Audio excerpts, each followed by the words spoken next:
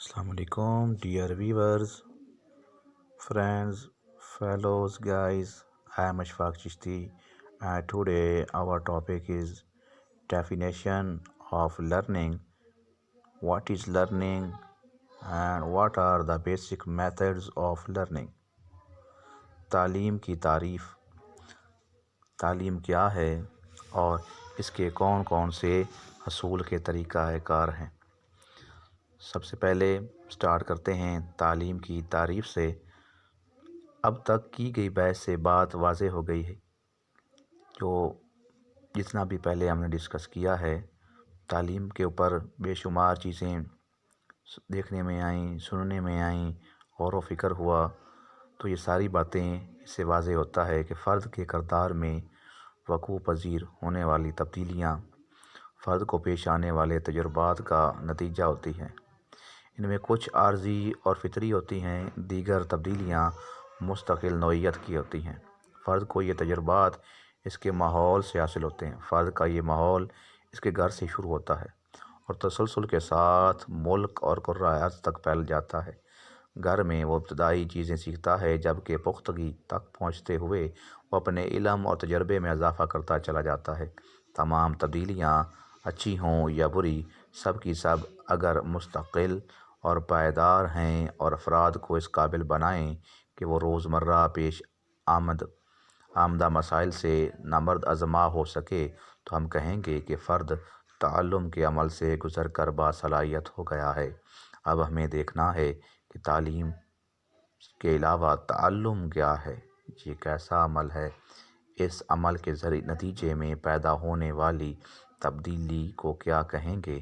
آئیے تعلم کی تعریف کرتے ہیں. تعلیم کے سلسلے میں عمل، تبدیلی، تجربہ اور ماحول پیش نظر رہیں.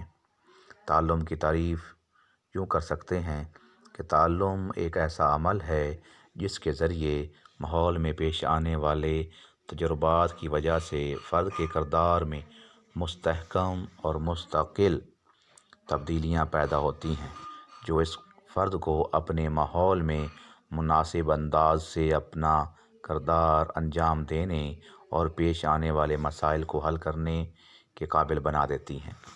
تعلیم کی اس تعریف کے مطابق عمل تعلم اور دراصل فرد کے کردار میں ایسی تبدیلی پیدا کرنے والا عمل ہے جو مستقل اور مستحکم نوعیت کی ہوتی ہے. فرد کے ماحول میں لاتعداد محیطات موجود ہوتے ہیں. یہ محیطات فرد پروردہ ہوتے ہیں. فرد ان محیطات کے جواب میں کوئی عمل، کام سر انجام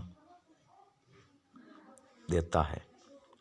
محیطات یعنی محیط کی جمع ہے. اس کا مطلب یعنی کہ کوئی بھی رینفورس ملنے پر رسپانس ہم جب کرتے ہیں تو جو اس کے لیے یعنی کہ اس کو رینفورس کیا جاتا ہے، اس کو جو ہے سٹیمولس کہیں گے. محیط سٹیمولس، اس کو تحریک دی جائے گی سیکھنے کے دوران، تو اس کے بدلے میں وہ پھر کرے گا رسپانس.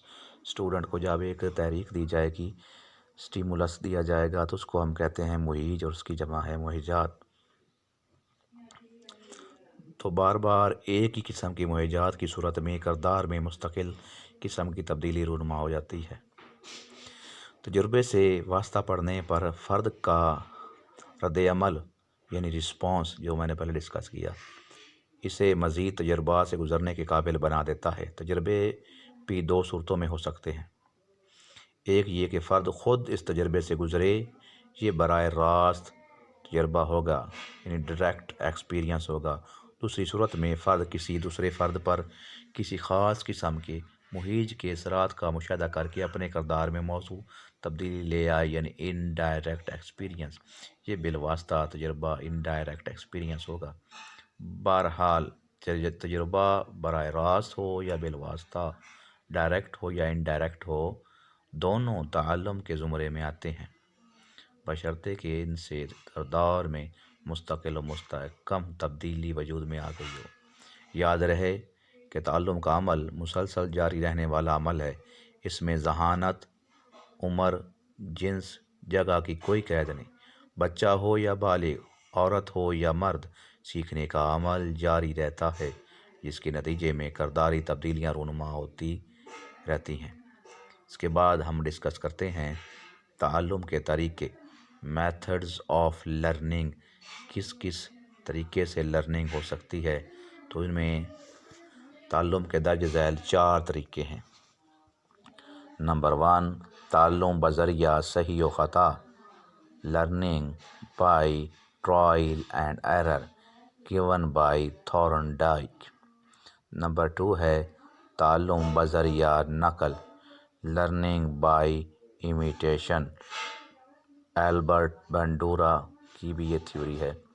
لرننگ بذریعہ یعنی تعلم بذریعہ بصیرت، learning by insight, learning by insight کو تعلم بذریعہ عمل، تعلم بذریعہ عمل،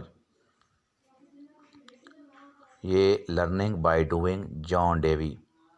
تو اب ان کو باری باری ڈسکس کرتے ہیں۔ تعلم بذریعہ صحیح و خطا، تعلم کا یہ سب سے پہلا اور بنیادی طریقہ ہے۔ ہر فرد کو زندگی میں بے شمار مسائل سے واسطہ پڑتا ہے۔ ماحول میں موجود لاتعداد موضوعات فرد پر پرورد ہوتے رہتے ہیں۔ اگر فرد ان مسائل کے حل تلاش نہ کر سکے تو وہ بہتر اور خوشگوار زندگی نہیں گزار سکے گا۔ فرض کیجئے کہ بچہ سائیکل چلانا چاہتا ہے، وہ بار بار سائیکل پر سوار ہونے کی کوشش کرتا ہے، پیڈل پر پاؤں رکھتا ہے، اچھل کر سیٹ پر بیٹھنے کی کوشش کرتا ہے، لیکن گر پڑتا ہے۔ وہ بار بار کے عمل سے یہ سمجھتا ہے کہ جب تک وہ صحیح طور پر سائیکل کو بیلنس نہیں کر سکے گا، اس وقت وہ سائیکل چلانا نہیں سیکھ سکتا۔ وہ اپنی غلطی جو ہے یا غلطیوں کو یعنی خطا کا فہم حاصل کرتا ہے اور اپنی اس خطا کو دور کر کے سائیکل پر سوار ہوتا، ہینڈل کو بیلنس کرنا اور پھر کیا ہے پیڈل مار کر سائیکل کو چلانا سیکھ لیتا ہے۔ یہ اور ایسے ہی بے شمار مسائل اسے درپیش ہوں گے۔ اس سلسلے میں وہ کوشش کرے گا، بار بار غلطیاں کرے گا، کوئی موضوع حل سے اسے میسر نہیں آئے گا۔ بچہ تختی پر حروف لکھنے کی کوشش کرے گا، ہر بار حروف صحیح نہیں لکھ سکے گا، بالآخر وہ اپنی کوششوں میں کامیاب ہو جاتا ہے۔ صحیح و خطا کا یہ طریقہ درج ذیل اقدامات پر مشتمل ہے۔ درپیش مسئلہ پر ضرورت کا احساس ہونا، مسئلہ یا ضرورت کی نشاندہی کرنا، مسئلہ کے حل کے لیے کوشش کرنا، اتفاقیہ کامیابی یا ناکامی ہونا، کامیابی کی صورت میں مسئلہ کے حل کو دہرانا یا ناکامی کی صورت میں مسئلہ کے حل کی دوبارہ کوشش کرنا۔ یعنی کہ لا آف ایفیکٹ جو ہے، یہ تھورنڈائک کا جو 3rd قانون تیسرا، اس میں بھی یہی ہے کہ جب کسی کو کوئی چیز مل جاتی ہے تو پھر اس کو وہ دہراتا ہے، اس سے اس کو رینفورسمنٹ ملتی ہے، اور اس میں وہ ریپیٹیشن کا جو ہے نا وہ پروسیس ہوتا ہے، وہ اس کو دہراتا ہے۔ تو انہوں نے بھی یہ لکھا کہ اس کی وہ پھر کیا ہے کہ اس کی کوشش کرتا دہرانے کی، اپنی کوشش کے دوران غلطیوں کو دور کرنا اور کامیابی کی صورت میں حل کی تکرار کرنا، موضوع اور مناسب حل کا تلاش کرنا یا ضرورت کا پورا ہو جانا اور اس کام کو ذہن نشین کر لینا۔ اس طریقے میں فرد کے پاس پہلے سے کوئی حل موجود نہیں ہوتا، اسے اپنی ضروریات یا ضرورت پورا کرنے کا کوئی طریقہ نہیں سوچتا۔ وہ اللہ تعالیٰ کی دی ہوئی عقل استعمال کر کے کوشش میں لگا رہتا ہے، کوشش کرتا رہتا ہے۔ اس کوشش کے دوران اس سے غلطیاں سرزد ہوتی رہتی ہیں، لیکن وہ صحیح حل کی طرف اپنا کام جاری رکھتا ہے اور موضوع حل تلاش کر لیتا ہے۔ یوں اس کی ضرورت پوری ہو جاتی ہے۔ اس طرح جو یہ کام کا جو طریقہ اس نے پا لیا وہ اس فرد کی زندگی اور کردار کا باقاعدہ حصہ بن جاتا ہے اور اس کے کردار میں مستقل تبدیلی رونما ہو جاتی ہے۔ اس کے بعد نیکسٹ جو ہمارے پاس میتھڈ ہے وہ ہے تعلم بذریعہ نقل، لرننگ بائی امیٹیشن یعنی تقلید۔ ایلبرٹ بنڈورا نے بھی تھیوری دی، اس میں بھی انہوں نے یہی بات ڈسکس کی۔ دوسرا طریقہ نقالی کا طریقہ ہے۔ اس طریقے کے مطابق بچہ جو کچھ دوسروں کو کرتے ہوئے دیکھتا ہے، اسے دہرانے کی کوشش کرتا ہے خود جو ہے زیر عمل لا کر اسے اپنے تعلم کردار کا حصہ بنا لیتا ہے۔ یہاں یہ بات یاد رہے کہ کچھ کام تمام لوگ فطرتاً انجام دیتے ہیں، مثلاً بھوک لگنا، کھانا پینا، سردی لگنے پر کانپنا، ان کو ہم کہتے ہیں انسٹنکٹ، جبلت، یعنی کہ یہ چیزیں انسان کے اندر فطرتاً پائی جاتی ہیں۔ اس طرح کے افعال نقالی کے زمرے میں نہیں آتے، یہ فطری عمل ہیں، ان کو نیچرل، ان کے تھنگز ہیں، یہ چیزیں ہیں، ان کو انسٹنکٹ کہا جاتا ہے۔ بچہ اپنے گھر میں اپنے ماں باپ، اپنے بھائی بہنوں، دادا دادی اور خاندان کے دیگر افراد کو مختلف کام کرتے ہوئے دیکھتا ہے، ان کی باتیں سنتا ہے، ان کے کام کرنے کے طریقوں پر توجہ دیتا ہے، ان کے رویوں کا مشاہدہ کرتا ہے۔ بچہ ان کی نقالی کی کوشش کرتا ہے کہ وہ اسی طرح کام کرے جیسے باقی لوگ کرتے ہیں۔ مثال کے طور پر وہ ماں کے بولے ہوئے الفاظ کو غور سے سنتا ہے، پھر ان کو بالکل اسی انداز سے ادا کرنے کی کوشش کرتا ہے۔ خاندان کے لوگوں کو دائیں ہاتھ سے کھانا کھاتے ہوئے دیکھ کر خود بھی دائیں ہاتھ سے کھانا شروع کر دیتا ہے۔ اسی طرح وہ بہت سی باتیں نقل کر کے سیکھتا ہے۔ نقالی کا یہ عمل ساری عمر جاری رہتا ہے۔ لیبارٹری میں تجربہ کرنے کے لیے طالب علم سائنسی سامان اس طرح منظم کرتا ہے جس طرح استاد نے پہلی بار منظم کیا تھا۔ بچیاں اپنی ماں کو دیکھ کر روٹی پکانے کا عمل دہراتی ہیں، چھوٹے بہن بھائیوں کو ماں کے انداز میں لوریاں سناتی ہیں۔ غرض یہ نقالی کا یہ عمل مختلف صورتوں میں جاری رہتا ہے۔ تعلم کے اس طریقے میں درج ذیل امور اہمیت کے حامل ہیں۔ کسی کام کو ہوتے ہوئے دیکھنا یعنی مشاہدہ کرنا، اس کو دہرانے کی کوشش کرنا، ناکامی کی صورت میں اپنی غلطی کا ادراک کرنا، غلطیوں کو دور کرنے کی کوشش کرنا اور اسی کام کو دوبارہ کرنا، کام کو اپنے طور پر انجام دینا اور پختہ کر لینا۔ بہرحال ہم سب اپنی زندگی میں بہت سی چیزیں نقالی کے عمل کے ذریعے سیکھتے ہیں، وہ چاہے بولنا ہو، صحیح تلفظ کی ادائیگی ہو، کھیل کے میدان میں بھاگنا ہو، دوڑنا ہو، کھانے پینے کے طریقے ہوں، لباس کا استعمال ہو یا اپنی ضرورتوں کے اظہار کا انداز ہو۔ غرض کہ ہماری زندگیوں کے لاتعداد اور بے شمار کام اسی نقالی کا نتیجہ ہیں۔ نیکسٹ ہمارے پاس جو میتھڈ ہے وہ ہے لرننگ بائی انسائٹ، کوہلر کی تھیوری بھی ہے یہ۔ تعلم بذریعہ بصیرت، تعلم کا ایک اہم طریقہ بصیرت ہے۔ بصیرت دراصل ایک ایسا عمل ہے جس میں فرد اپنے سابقہ علم و مہارت یا صلاحیت کی بنیاد پر اپنی شعوری کوشش سے درپیش مسائل کو فوری حل کرنے کی استعداد حاصل کر لیتا ہے۔ یہ طریقہ تعلم صحیح و خطا، نقل و تقلید اور تشرید یعنی کنڈیشننگ کے مقابلے میں پیچیدہ ہے۔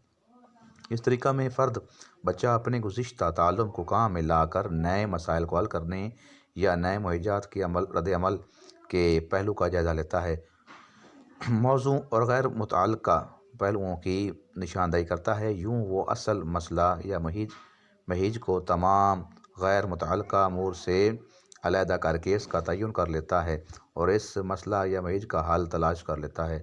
بعد ازاں وہ اس حل کو زیر عمل لا کر یا اس کا مکمل فہم حاصل کر کے اپنے تعلم میں اضافہ کرتا رہتا ہے۔ فرد اپنے گزشتہ علم، مہارت اور رویوں کو بروئے کار لا کر اپنے مسئلے کا کلی فہم حاصل کر لیتا ہے۔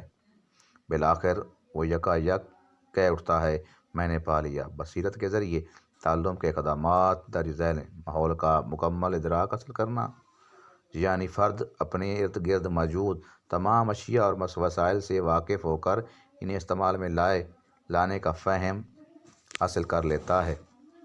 مسئلہ کو حل کرنے کے لیے کسی محرک کا موجود ہونا، اس قدم میں مقصد کو اہمیت حاصل ہوتی ہے، یعنی مسئلہ کو حل کرنے کی ضرورت کا احساس لازمی ہے۔ فرد کو یہ جاننا کہ اگر مسئلہ حل ہو گیا، مشکل دور ہو گئی یا محیج کا اثر دور ہو گیا تو اس کا فائدہ کیا ہوگا۔ سابقہ تجربات، علم، مہارتوں، طریقوں وغیرہ کو کام میں لانا، یعنی فرد اپنے سابقہ تعلم اور تجربوں کی بنیاد پر طے کرتا ہے کہ کون سے تجربات موجودہ مسئلے کے حل میں مددگار ہو سکتے ہیں۔ شعوری کوشش کرنا، یعنی فرد گزشتہ تجربات کو استعمال میں لا کر سوچ و بچار کرتا ہے اور کسی فوری حل پر پہنچ جاتا ہے۔ ان اقدامات کی بنیاد پر فرد اعلیٰ سطح کا علم اور مہارتیں سیکھ لیتا ہے۔ تاہم فوری کسی حل پر پہنچنا اس طریقہ میں مرکزی حیثیت رکھتا ہے۔ اس کے بعد جو لاسٹ ہمارے پاس وہ میتھڈ ہے وہ ہے learning by doing. John Dewey کی بھی تھیوری ہے۔ تعلم بذریعہ عمل، سیکھنے کا چوتھا طریقہ۔ اگر طالب علم کوئی کھیل سیکھنا چاہے تو یہ بات اس وقت ممکن ہے جب عملی طور پر اس کھیل میں حصہ لے گا، یعنی پریکٹیکلی وہ شامل ہوگا اس میں۔ اگر وہ خوش خطی کا سیکھنا چاہے تو اسے بار بار عملی طور پر لکھنا ہوگا، تب ہی اس کا خط درست ہوگا۔ فرد کو تقریر کرنا اسی وقت آئے گا جب وہ اسٹیج پر کھڑا ہو کر تقریر کرے گا، وہ مجلس کو باقاعدہ مخاطب کرے گا۔ مہارتیں اسی وقت آئیں گی اور تعلم کا حصہ بن سکیں گی جب وہ ان مہارتوں پر کام کرے گا۔ زندگی میں انسان جن تجربات سے گزرتا ہے وہی تجربات اس کے تعلم کا حصہ بن جاتے ہیں۔